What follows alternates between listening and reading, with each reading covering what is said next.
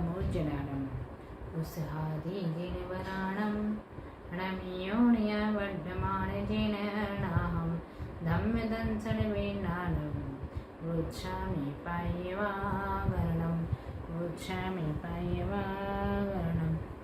हम सभी लोग पिछले कुछ दिनों से प्राकृत व्याकरण सिद्धहम शब्दानुशासन का अध्ययन कर रहे हैं, जिसमें हम सभी ने सामान्य प्राकृत व्याकरण को पहले पाद से लेकर के चतुर्थ पाद के 259 सूत्रों तक अध्ययन किया। उसके पश्चात शौर्षणी प्राकृत व्याकरण का अध्ययन किया। उसके पश्चात मागधी प्राकृत व्याकरण का भी अध्ययन किया। और आज हम उसका जो अगली शाखा है प्राकृत की पैसाची प्राकृत व्याकरण का हम अध्ययन करेंगे और इसके पश्चात चूलिका पैसाची व्याकरण का भी अध्ययन करेंगे। इस पैसाची व्याकरण में कुल 22 सूत्र हैं जो उस सामान्य प्राकृत के पूर्ण सूत्रों से कुछ भिन्नता रखते हैं, और जहाँ उन 22 सूत्रों के अतिरिक्त कोई नियम रखते हैं तो सामान्य प्राकृत व्याकरण के शौर सैन्य के या मागधी के अनुसार ही वो नियम चलते हैं। तो इस प्रकार से हम पैसाची प्राकृत भाषा की व्याकरण का आरंभ करते हैं।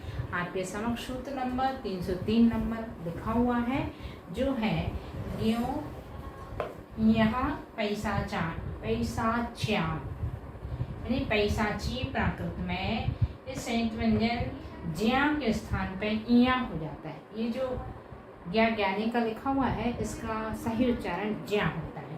तो ज्या के स्थान पे इया हो जाता है पैसाची प्राकृत व्याकरण में।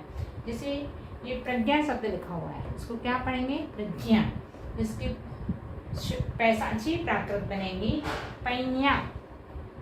सर्वत्र लवराम बंद्रे सूत्र से पा में जो रेफ है उसका लोप किया और इस संयुक्त व्यंजन के स्थान पे या द्वितीय आदेश कर दिया, तो पैया।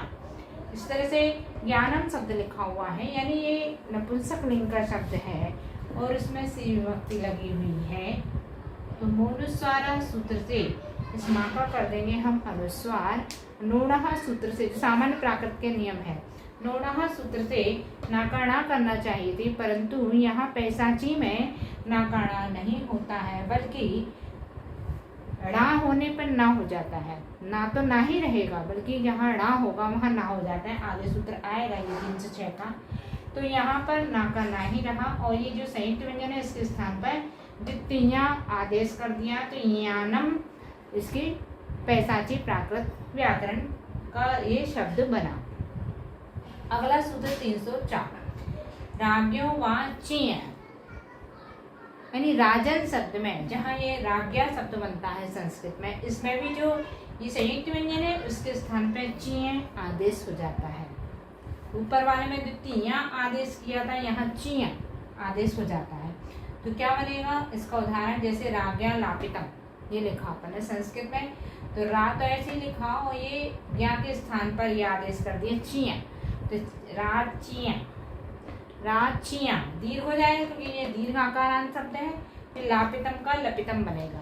ठीक, एक रूप तो ये बना। दूसरा जो पूर्व वाला सूत्र था 330 नंबर का, उसका प्रयोग करके भी इस राज्ञा के स्थान पर रैया ये भी बन सकता है। द्वितीय का भी आदेश कर सकते हैं और ये ची, यानी दोनों सूत्रों से अलग अलग रूप इसके प्राप्त होंगे पैसाची में। तो ये रैया लपितम। सूत्र नंबर 305 यहाँ कुछ संयुक्त व्यंजन लिखे हुए हैं, ने, णे, इया। इन दोनों संयुक्त व्यंजनों का द्वितीय आदेश हो जाता है। जैसे अन्य शब्द है, अन्य के स्थान पे क्या हो जाएगा? अय। ना और या के स्थान पे ये संयुक्त द्वितीय आदेश कर दिया। ना और या के स्थान पे भी द्वितीय आदेश कर दिया। पुण्य में भी पुण्य। ठीक, अगला सूत्र 306 नंबर नो नहा। अभी हमने कहा था यहाँ नाकरणा नहीं होता। सामान्य प्राकृत में नोणा सूत्र पढ़ते थे हम, जिससे नाकरणा करते थे। यहाँ उसका विपरीत है, नो नहा यानी ड़ा कहीं होगा, उसके स्थान पर न आदेश हो जाएगा। इससे क्या किया है हमने? ड़ा का ना। जैसे गुण शब्द है, गुण गुण युक्त, तो क्या बनेगा? गुण गुण युक्तो। या का या ही रहेगा, जा नहीं होगा, और ये संयुक्त व्यंजन के स्थान पर का लोप किया 2/77 नंबर सूत्र से, और ता जो शेष बचा उसका 2/89 नंबर के सूत्र से द्वितीय किया, विसर्ग का ओ कर दिया, तो इस प्रकार से युक्तो बना, तो गुण गुण युक्तो ये पैसाची में बना। अगला सूत्र नंबर 307 तदोस्तः। इस तदोस्तः सूत्र से जहाँ जहाँ ता और दा व्यंजन आएंगे उन दोनों के स्थान पर ता आदेश हो जाएगा, यानी ता का ता ही रहेगा और दा भी कहीं होगा तो उसका भी ता हो जाता है। जैसे शौर शैली में इसके विपरीत होता था, ता के स्थान पर दा हो जाता था, लेकिन पैसाची में दा के स्थान पर ता हो जाएगा और ता का ता भी रहेगा। जैसे पताका शब्द है, पताका में ता का ता ही रहा तो पताका ही बना, और मदन शब्द है तो मदन में दा है बीच में, तो उस दा के स्थान पे ता हो गया तो मतन बनेगा, मदन का मतन पैसाची में बनेगा। अगला सूत्र नंबर 308 लो लहा, ला का ला ही रहेगा, ठीक है। इस सूत्र में इस शब्द में कोई परिवर्तन नहीं आएगा। जैसे कुलम है नपुंसक लिंग का सी प्रत्यय लगा हुआ है तो 3/25 और 1/23 नंबर के सूत्र से अनुस्वार कर दिया और ला का ला ही रहा तो कुलम बन गया। इसी प्रकार से कमलम, इन्हीं सूत्रों के माध्यम से कमलम। अगला सूत्र 309 शशोषः। शशोषः यानी दोनों सा तालव्य और मूर्धन्य सा के स्थान पर दंत सा आदेश हो जाते हैं। ये तो हम सामान्य प्राकृत में भी पढ़ते थे, वही नियम यहाँ लगाया है। शशि ही इसका बनेगा शशि। विषमः, इसमें मूर्धन्य सा है, इसमें तालव्य सा है, दोनों के स्थान पे दंत सा की है तो विषमः, ठीक। अगला सूत्र नंबर 310 हृदय यस्य पः। हृदय शब्द में य के स्थान पर प आदेश हो जाता है, सिर्फ हृदय शब्द में। तो हृदय कम, ये उदाहरण लिखा, कम लिखा हुआ है यानी माँ का अनुस्वार करेंगे 3/25 और 1/23 नंबर के सूत्र से, और यहाँ जो या है बीचों बीच उस या के स्थान पर इस 310 नंबर सूत्र से पा आदेश कर देंगे। दा का ता हो जाएगा किस सूत्र से, अभी जो सूत्र तदोस्तः 307 नंबर के सूत्र से दा के स्थान पर ता हो जाएगा, और हाँ में जो री लगी हुई है इस री के स्थान पर ई कर देंगे किससे, इत कृपादौ 2/129 नंबर के सूत्र से हमने इस ई के री के स्थान पर ई आदेश कर दिया, अर्थात हितपकम। हृदयकम का पैसाची रूप क्या बनेगा, हितपकम।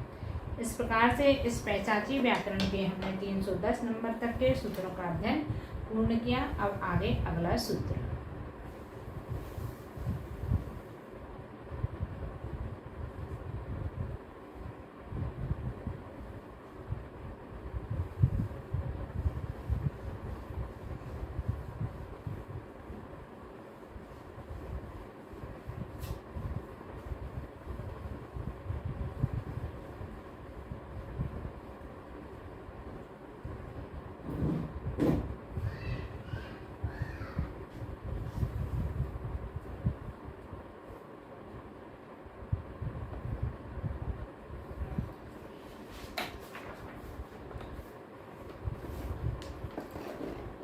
सूत्र नंबर 311 टोस्तुर्वा।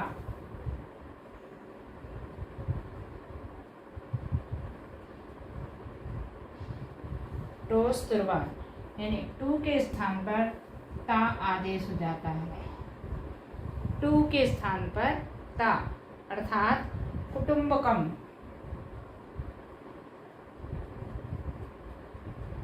उदाहरण है कुटुंबकम, क्या बनेगा, कुटुंबकम। टा के स्थान पे था, टू नहीं, ता के स्थान पर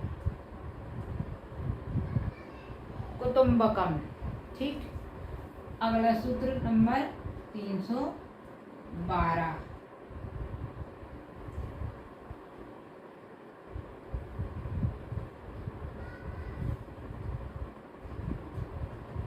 कत्व स्तूनः। जहाँ ये संबंध कृदंत कत्व प्रत्यय आता है उसके स्थान पर तूण आदेश हो जाता है पैसाची में, तूण नहीं तूण, ठीक। उदाहरण लिखा अपन ने, हसित्वा, हसी तूण, है ना। इसी तरह से गत्वा,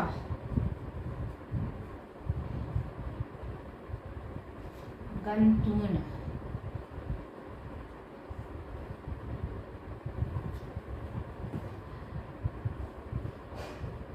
आ गया। अगला सूत्र नंबर 313,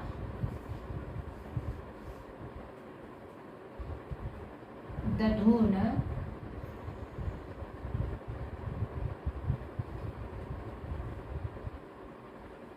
तथु नौष्टवः।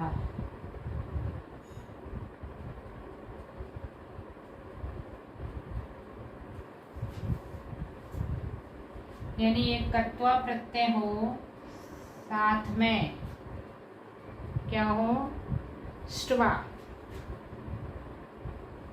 स्टवा शब्द हो तो इसके स्थान पे क्या हो जाएगा,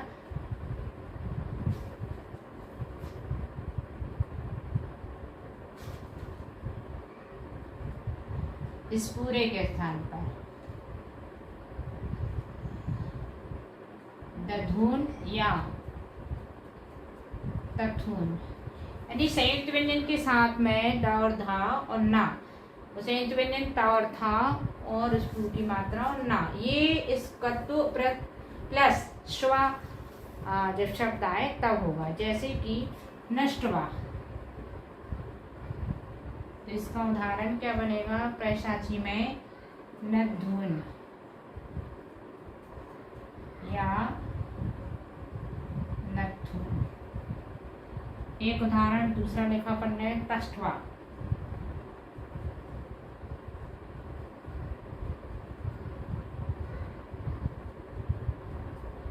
ये ट्वा जो है वो कत्व के स्थान पर ही आया है, कत्व के स्थान पे आए ट्वा संस्कृत में।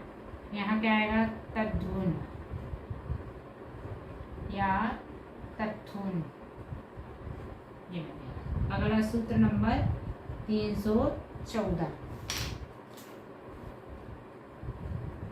रेफ या आधा सा न आधा सा और टाम दिए सिन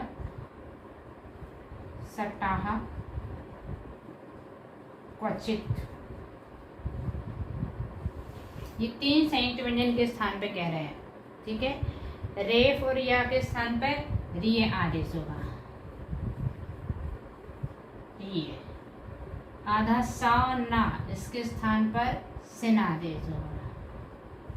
आधा सा और टा, इसके स्थान पर सटा आदेश होगा। सटा नहीं, सट आदेश होगा। इनके एक उदाहरण देखें, भार्यः क्या बनेगी, भार्य, भारिया। दूसरा उदाहरण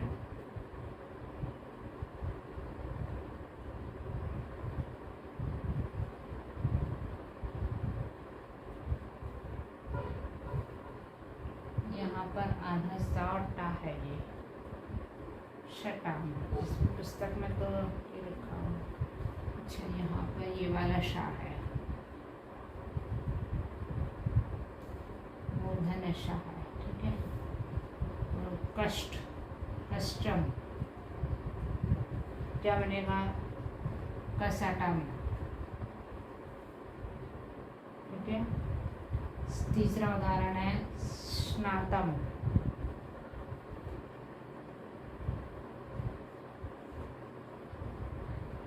स्नातम,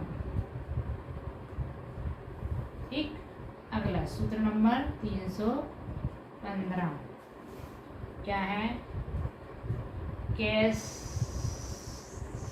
यह, यानी के जहाँ पर यह होता है संस्कृत में, किसमें, उसके स्थान पर ये आदेश हो जाएगा।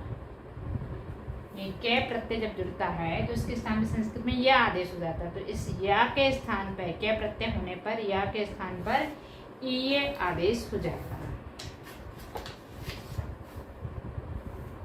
जैसे उदाहरण लिखा, मतलब प्रेरणार्थक रूप में, गीयते, यह जुड़ा है ना, ये क्या प्रत्यय है, तो इसकी पैसाची बनेगी गीयते।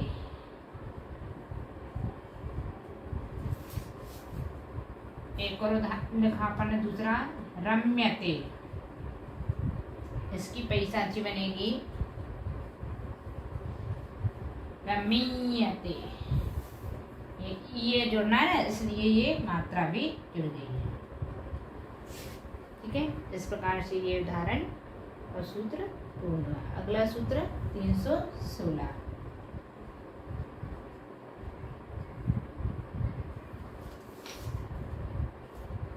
क्रिगोडीर।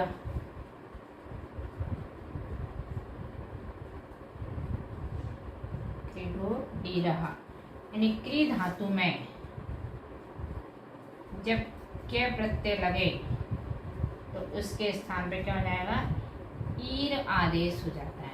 क्री धातु में जब के प्रत्यय लगे तब ईर आदेश हो जाता है। जैसे उदाहरण लिखा,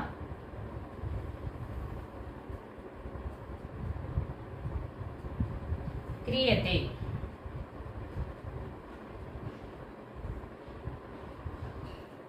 क्रियते जिसके स्थान पर जाएगा कीरते। ईर आदेश कर दिया क्रिय के स्थान पे कीरते।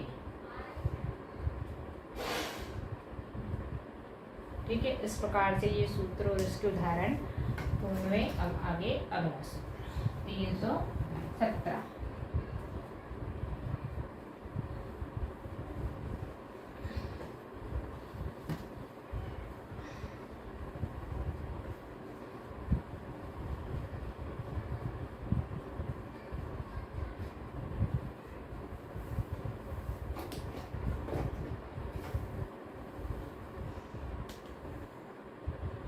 तीन सौ 17 नंबर का सूत्र है, या दृशे या दृशा या दृशा देर दुस्ती। यानी यादृश और तादृश शब्दों में द्रि के स्थान पर ती आदेश हो जाता है, ऐसा यहाँ कह रहे हैं। उदाहरण लिखा, या दृश्य, इसका क्या बन जाएगा, या तिसु। विसर्ग का ओ किया सामान्य व्याकरण के अनुसार। शा का ससुसा सूत्र से दंतसा किया, द्रि के स्थान पे ती आदेश किया 317 नंबर सूत्र से, और या का या ही रहेगा तो या तिसु। इस तरह से कीदृशा, तादृश बनाते, कोई सा भी बना लो, एक ही चीज है, तो तातिसु। ठीक है, इस प्रकार से किसमें भी जिसमें ये दृश्य शब्द जुड़ा हो उसमें ये द्रि के स्थान पे ती हो जाएगा। अगला सूत्र नंबर 318। इचेचह। इचेचह यानी ई और ए के स्थान पर ती आदेश हो जाता है। जहाँ पर ई और ए ये स्वर आए उनके स्थान पर भी ती आदेश हो जाता है। जैसे उदाहरण लिखा अपन ने यहाँ पर, लपति।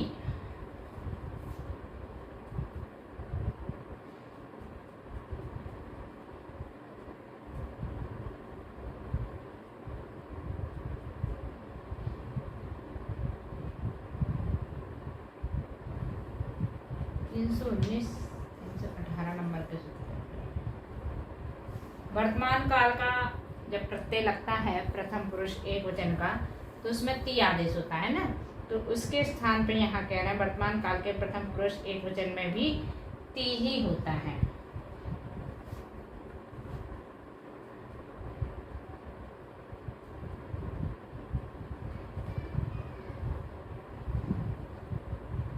जैसे उदाहरण लिखा, भवती, ये संस्कृत का शब्द है। अब यहाँ पर अपन क्या बनाते हैं, प्राकृत भवई बनाते हैं या भवती बनाते हैं। भवती बनाएंगे तो सौ शैली में बनेगा, भवई बनेगा इसमें सामान्य व्याकरण प्राकृत में, लेकिन इसके स्थान पर यहाँ क्या बनेगा, भूति।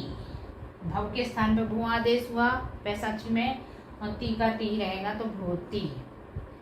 इसी तरह से दूसरा उदाहरण लिखा ददाती, जिसका सामान्य प्राकृत में बनेगा दाई। ये सामान्य प्राकृत का शब्द है कोष्टक में, लेकिन उसके स्थान पे यहाँ क्या बनेगा हमारा, दा के स्थान पे ता हो जाता है तो तेती। ठीक है। अगला सूत्र नंबर 319, आतेष्ट।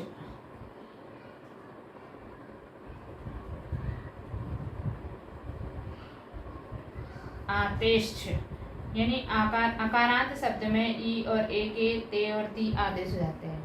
जब कभी अकारांत शब्द हो, वर्तमान काल का प्रथम पुरुष एक वचन में बना रहे हो और अकारांत शब्द हो, तब उसमें क्या होगा, कहीं कहीं पर ये ई और ए दोनों के स्थान पर ती हो जाता है। अन्य स्वरांत कोई धातु हो उसमें नहीं होगा।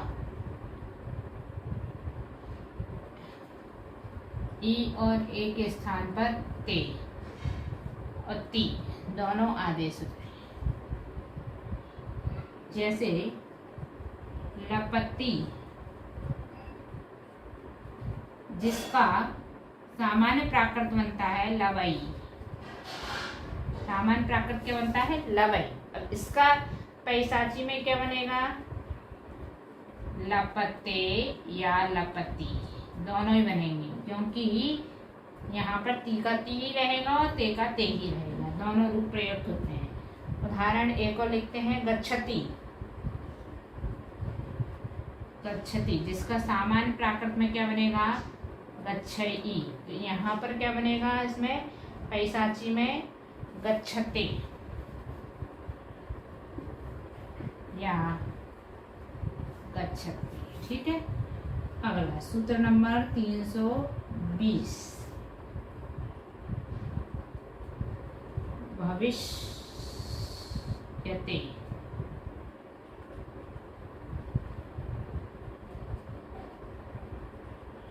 भविष्यते,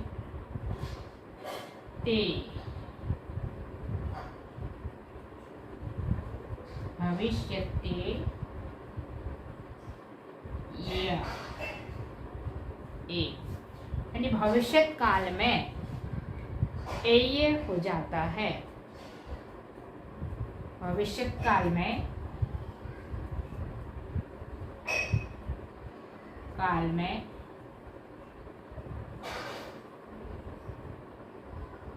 ये हो जाता है। जहां वर्तमान काल में ती और ते लग रहे थे, या भविष्यत काल में ये हो जाता है। जैसे उन्होंने उदाहरण लिखा, एक वाक्यांश है उदाहरण में, ताद दृष्ट्वा।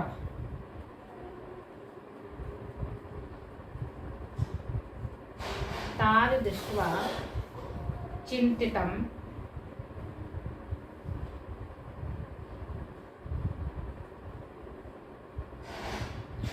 राज्ञा का एषा भविष्यति।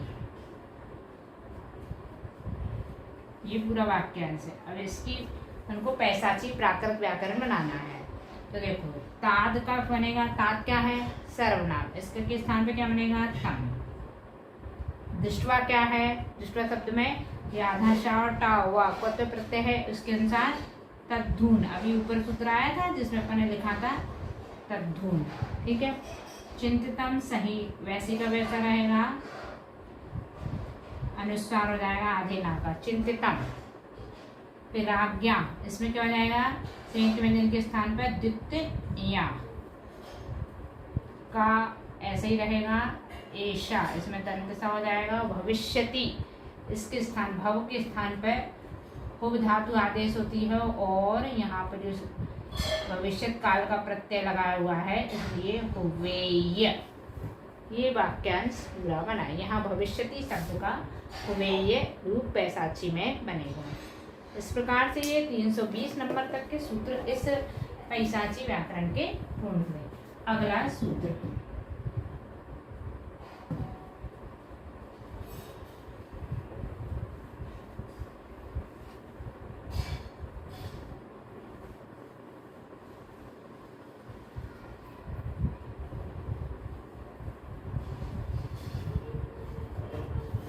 नंबर 321।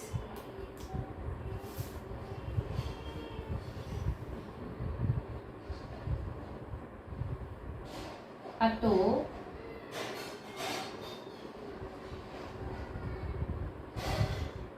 घसेर डातो डातू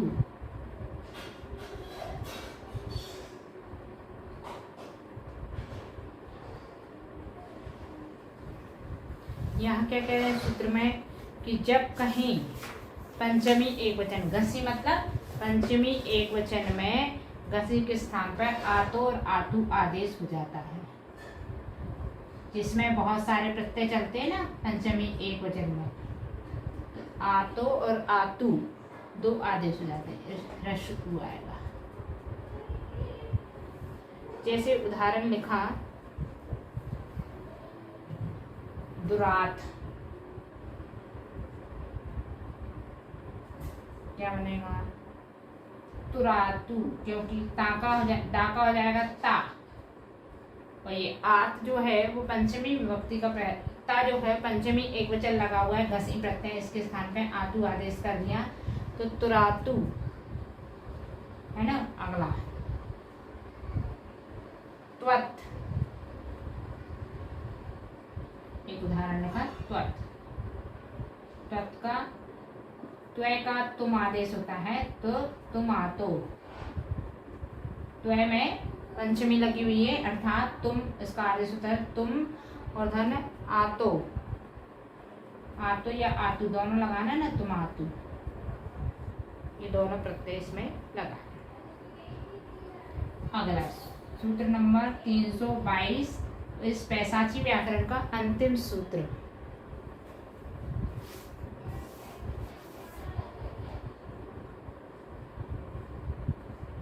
तदिद मोष्टानेन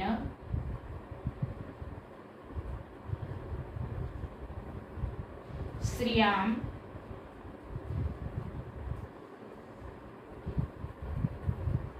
तुनाए,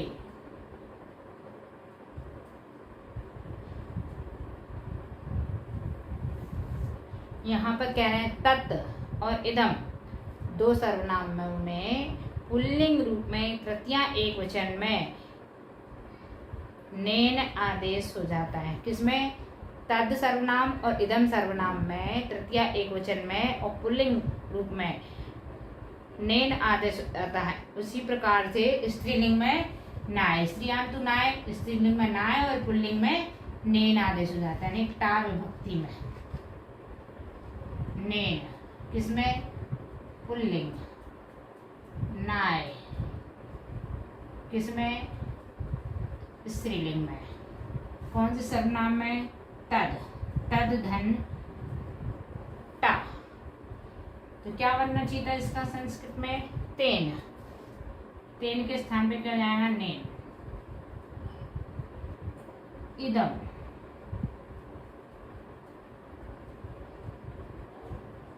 धन टा,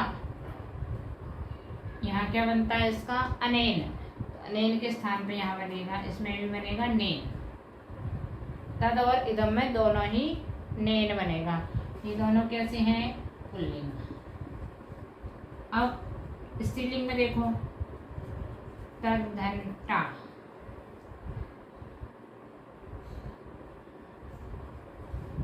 नाय, ये क्या है? स्त्रीलिंग। और इदम धन टा, इसमें भी नाय, ये भी स्त्रीलिंग। ठीक है, इस प्रकार से ये सूत्र पूर्ण हुए।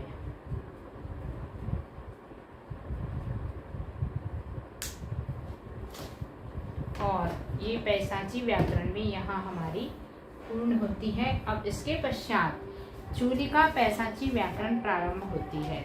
ये भी पैसाची व्याकरण की भांति ही है और प्राकृत की अंतिम शाखा है। पहली शाखा हमने पढ़ी सामान्य प्राकृत, दूसरी हमने देखी शौर सैनी, तीसरी मागधी, चौथी पैसाची और अब आएगी आगे चूलिका पैसाची। तो आगे हम जिसमें मात्र 6 ही सूत्र हैं, तो उस चूलिका पैसाची को भी हम आज ही अध्ययन कर लेंगे। इसको मिटा देते हैं।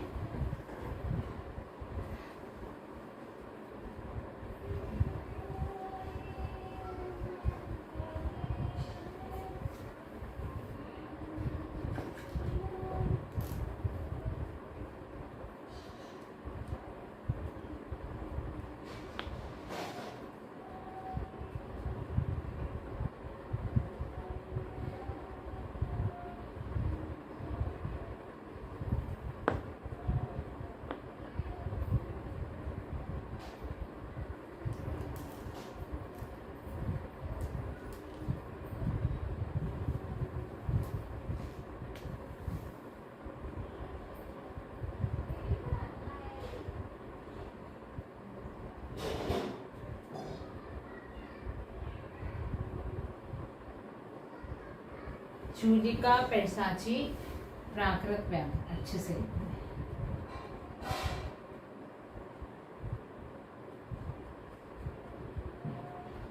ठीक है। चूलिका पैसाची प्राकृत व्याकरण सूत्र नंबर 325।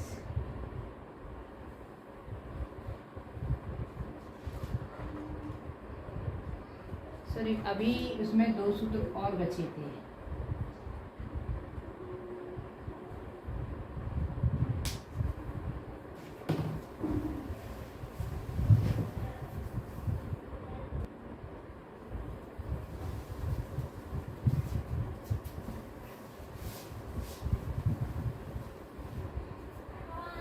सूत्र नंबर 323।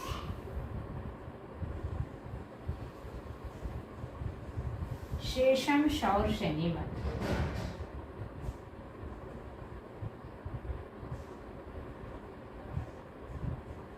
शेषम शौर शनिवत यानी शेष जो नियम रहेंगे पैसाची में वो सारे शौर शनि के समान ही लगेंगे। शौर शनि में क्या नियम थे, जैसे ताकर दा हो जाता है और भी भिन्नताएं कुछ उसमें थी, तो सभी नियम इस शौर शनि के समान ही चलेंगे। इस सूत्र का तात्पर्य सिर्फ इतना सा ही है। अगला सूत्र सूत्र नंबर 324 जो इस पैसाची प्राकृत व्याकरण का अंतिम सूत्र है। न क ग च जादि षट शम्यन्त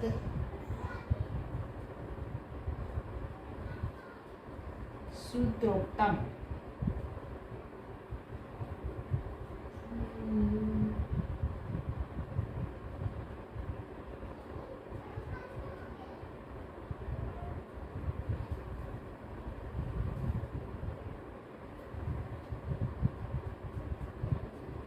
पैसाच्याम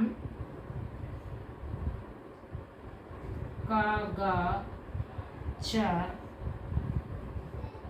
ज ता द प य वा ये सूत्र है। ये 2 लाइनों में श्लोक की तरह सूत्र है। न का ग च जाति षट समयंत सूत्रोक्तम पैसाच्याम का ग च ज ता द प य वा। अर्थात इस सूत्र में कह रहे हैं कि ये जो सूत्र था का ग च ज ता द प य वाम, ये पहले पाद का 177 नंबर का सूत्र सामान्य प्राकृत में था, तो उसका जो विधि विधान था वह लोप और आगम, मतलब ये सारे व्यंजनों का लोप होता है, वो यहाँ पैसाची में नहीं होगा। ठीक है, इतना सा इसका तात्पर्य, यानी जो हम सामान्य प्राकृत में इस सूत्र से सारी व्यंजनों को लोप करते थे वह यहाँ इस पैसाची में नहीं होगा। तो इसमें क्या होगा, जैसे उदाहरण लिख दिया उन्होंने, मकर केतु,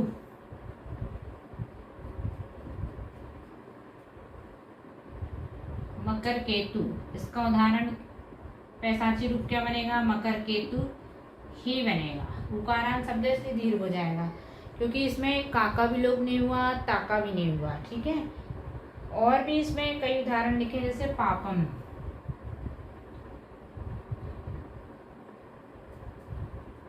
इसका भी पावम रूप ही बनेगा।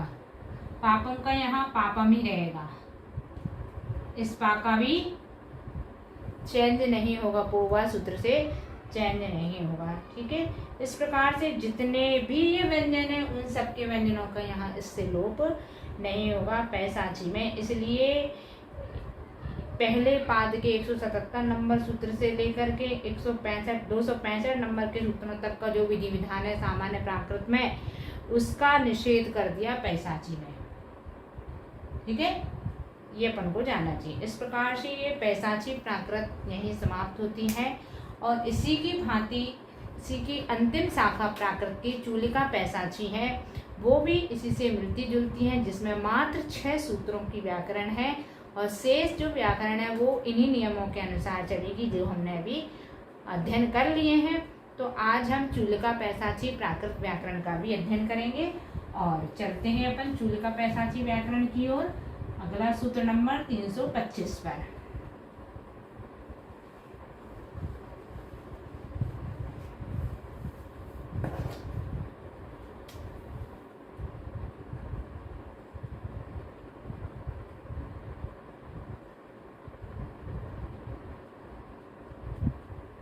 चूलिका पैसाची, इसका चूलिका पैसाची मतलब पैसाची की ही दूसरी ब्रांच है ना, ऐसा मान लेना चाहिए। चूलिका पैसाची भाषा में जो क है उस कवर्ग से लेकर के पवर्ग तक के अक्षरों में जो वर्गीय व्यंजन होते हैं, कवर्ग, चवर्ग, तवर्ग, टवर्ग, पवर्ग, 5 वर्गीय व्यंजन है। तो ये 5 के हर एक वर्ग में अलग अलग व्यंजन है, मतलब 5 वर्ग हैं टोटल। तो उनमें हमेशा तृतीय अक्षर का प्रथम अक्षर हो जाता है और चतुर्थ का द्वितीय अक्षर हो जाता है। ये नियम है चूलिका पैसाची का। कैसे याद रखेंगे? तृतीय का 3 का क्या हो जाएगा? पहला, और चौथे का क्या हो जाएगा? दूसरा। जैसा हम संयुक्त व्यंजनों में नियम लगाते थे कि पहला और तीसरा उसका जब संयुक्त होता था तो संयम के साथ, और दूसरा और चौथा का संयुक्त होता था तो अपने से पूर्व वाले के साथ। यहाँ उल्टा है, तीसरे का पहला और चौथे का दूसरा। सम संख्याओं में आपस में अदला बदली, विषम संख्याओं वाले वर्गों में व्यंजनों में आपस में अदला बदली। जैसे उदाहरण लिखा नगरम। पहले सूत्र लिखे इसका अपन, सूत्र नंबर 325। चूलिका पैसाची के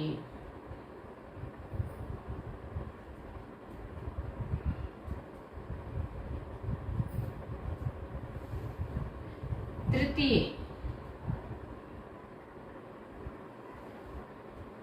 तुर्ययो राध्य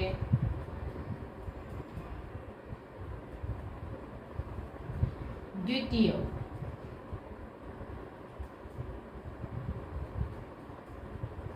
यानी तृतीय का आद्य मतलब पहला, तुर्य यानी चतुर्थ का द्वितीय अक्षर हो जाता है। जैसे उदाहरण लिखा नगरम, तो क्या बनेगा? नकरम। गा कैसा है? तीसरा, तो तीसरे के स्थान पे क्या करना है? पहला। ठीक है, तो नकरम माँ का अनुस्वार हो गया। इसी तरह से उदाहरण अगला, ये तो पहले अक्षर का देखा अपन ने, दूसरे अक्षर का देखो दूसरा और चौथा कैसे बदलेगा।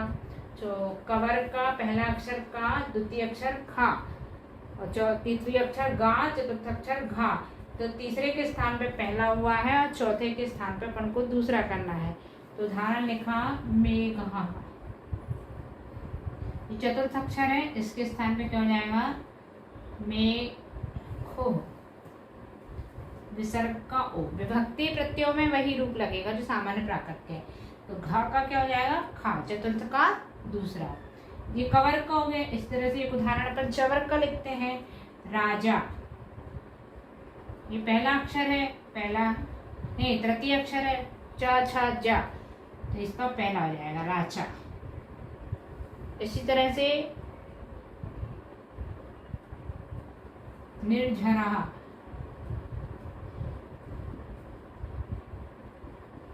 क्या बन जाएगा इसका? निच्छरो।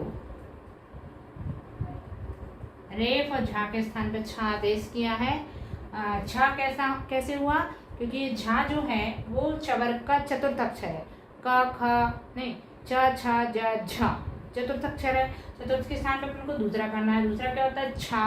और छा ये संयुक्त था, रेफ का लोप करके अपन द्वित्व करेंगे, उसका द्वित्व करेंगे छा का, तो ये दूसरा अक्षर है तो अपने से पूर्व वाले के साथ द्वित्व बनाता है, इसलिए निच्छरो रूप यहाँ बनेगा। इस तरह से और भी इस पुस्तक में अपने लगभग 28 उदाहरण दिए हैं, आप वहां से देख करके इनको बना सकते हैं। चूलिका पैसाची के रूप कैसे बनेंगे, ठीक है। अगला सूत्र, सूत्र नंबर 326, नादी युज्यो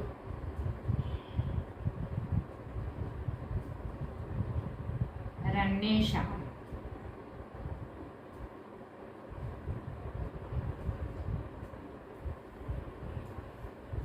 वर्ग का प्रथम अक्षर ज्यों की त्यों रहता है, युज धातु के अक्षर का भी परिवर्तन नहीं होता। यहाँ क्या कहना है,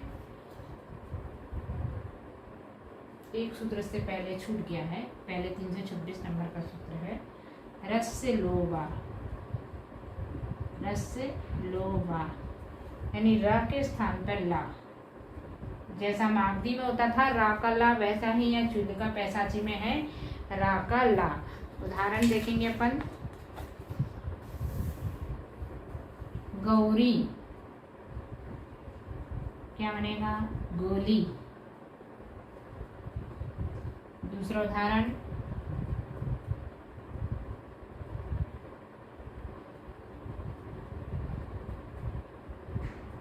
हरम, हलम। देखिए इस सूत्र के उदाहरण में एक बहुत बड़ा सा श्लोक दिया हुआ है। श्लोक में से ये दो शब्द निकाले हैं जिनमें इस सूत्र का प्रयोग हुआ है, रस लोबा यानी राकर ला किया। गौरी शब्द के स्थान पर गोली, चूलिका पैसाची में बनाया है, हरम का हलम बनाया है, ठीक है। अगला सूत्र, सूत्र नंबर 327 जो अभी लिख दिया था, नादी युज्यो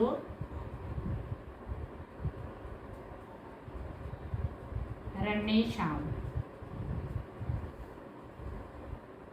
देखिए यहाँ कह दिया था तीसरे का पहला व्यंजन हो जाता है, लेकिन पहले का क्या होगा, तो इस सूत्र के अनुसार कह रहे हैं कि चूलिका पैसाची में कवर्ग से लेकर के पवर्ग तक के वर्गों में तृतीय अक्षर का चतुर्थ अक्षर, तृतीय या चतुर्थ अक्षर होने पर तृतीय अक्षर का प्रथम अक्षर या चतुर्थ अक्षर का द्वितीय अक्षर नहीं होता, वही का वही भी रहता है। अर्थात जो प्रथम अक्षर है वो ज्यों का त्यों रहता है। तृतीय का पहला तो हो गया, लेकिन प्रथम अक्षर यदि है तो वो ज्यों की त्यों रहेगा, अर्थात चेंज नहीं होगा।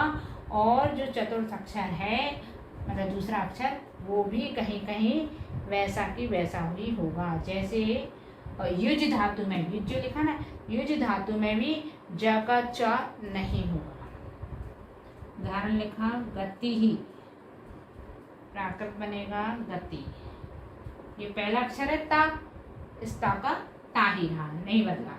दूसरा उदाहरण लिखा अपन ने,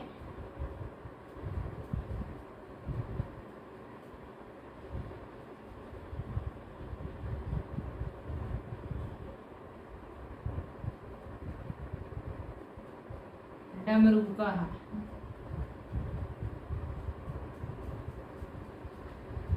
डमरू को क्योंकि त्यों रहा। और तीसरा उदाहरण लिखा, धर्मः, धम्मो यानी ज्यों की त्यों रहा। धा चतुर्थ अक्षर है, चतुर्थ भी नहीं बदला। झरझरा, इसका भी झच्छरो। देखिए ये पहला वाला झा जो है वो चतुर्थ अक्षर है, चतुर्थ का चतुर्थ ही रहा।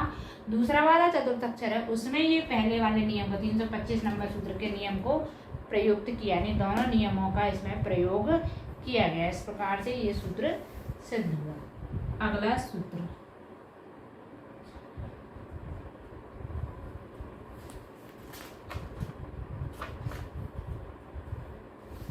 और इस चूलिका पैसाची का अंतिम सूत्र है शेषम प्रागवत,